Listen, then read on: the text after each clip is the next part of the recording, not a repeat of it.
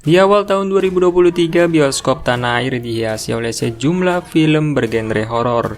Film-film ini diperkirakan akan memberikan ketegangan dan kengerian pada penonton. Untuk itu, kali ini Home Cinema sudah merangkum deretan film Indonesia bergenre horor yang siap tayang di awal tahun 2023. Yuk tonton videonya sampai selesai. 1. Qorin. Film ini mengisahkan tentang para siswi di sebuah pondok pesantren. Salah satu siswi teladan di sana bernama Zahra. Zahra dikenal sebagai santri berprestasi yang sangat patuh dan taat kepada para gurunya. Salah satunya adalah Ustadz Jailani.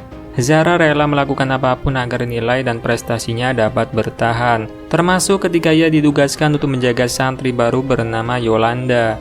Zahra juga diminta untuk melakukan ritual memanggil jin Qorin. Alih-alih merasa takut, Zahra malah semakin terdorong melakukan ritual tersebut. Semenjak ritual tersebut, para siswi kerap mendapatkan teror mistis. Mereka dihantui oleh jin Qorin yang menyerupai diri mereka masing-masing.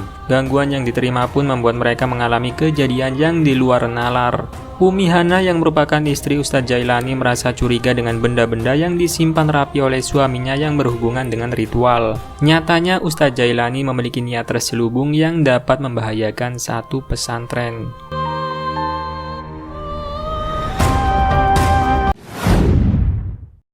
2. Waktu Maghrib.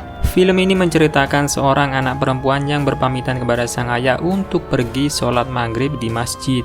Saat pamit, sang ayah meminta anaknya untuk segera pulang usai ibadah selesai. Namun saat perjalanan pulang, anak tersebut melihat sosok perempuan berbalut kain putih lusuh dan mengerikan. Gangguan itu pun terus dirasakan sang anak saat di perjalanan pulang. Tidak hanya itu, gangguan itu juga menghantui anak-anak lainnya.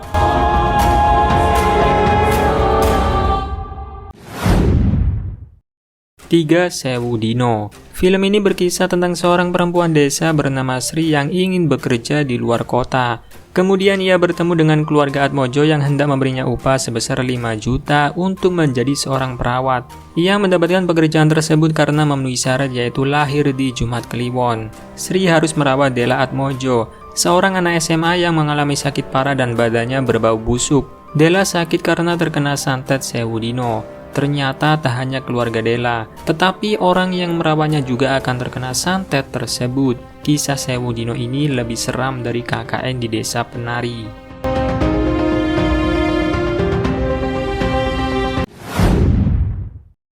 4. Menjelang Maghrib. Film ini berkisah tentang 3 mahasiswa jurusan psikologi yang melakukan penelitian terhadap seorang pasien gangguan jiwa bernama Nina. Nina adalah pasien gangguan jiwa yang dipasung karena kerap melakukan tindakan aneh di luar nalar. Nina dipasung menggunakan kayu di sebuah pondok kecil. Saat menjelang maghrib, gangguan perilaku Nina selalu muncul dan memburuk. Perilaku Nina pun dikait-kaitkan dengan hal mistis di luar logika. Tanpa disadari, ketiga mahasiswa itu pun masuk ke dalam situasi yang mengerikan dan berbahaya.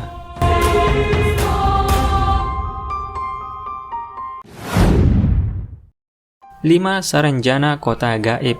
Film ini menceritakan mengenai sebuah petualangan oleh beberapa anak muda di Kalimantan Selatan.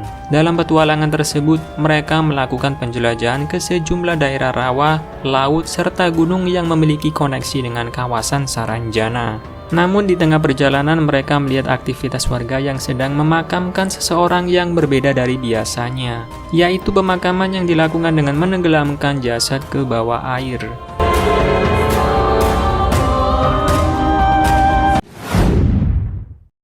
6. Hanzab. Film ini bercerita mengenai gadis yang tengah dirundung trauma masa lalu. Pada saat yang sama, ia harus menghadapi masalah hidup hingga teror tak terduga yang dahsyat dan mematikan dari makhluk dunia lain yang disebut Hanzab. Hanzab dalam istilah Islam merupakan setan yang mengganggu manusia saat melaksanakan ibadah sholat.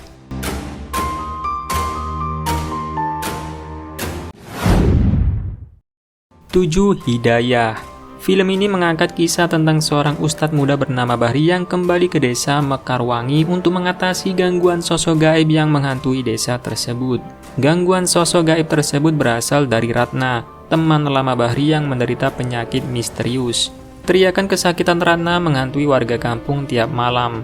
Sakitnya Ratna juga disertai kemunculan sosok gaib yang mengganggu warga desa. Sesudah Ratna wafat, gangguan gaib malah semakin parah, sehingga merenggut nyawa warga kampung.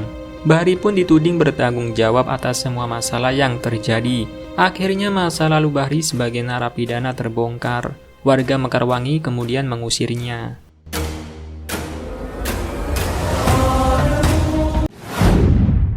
Nah, itulah tadi rekomendasi 7 film horor Indonesia yang tak boleh sobat lewatkan di awal tahun 2023. Dan jangan lupa siapkan nyalimu untuk menonton film horor tersebut.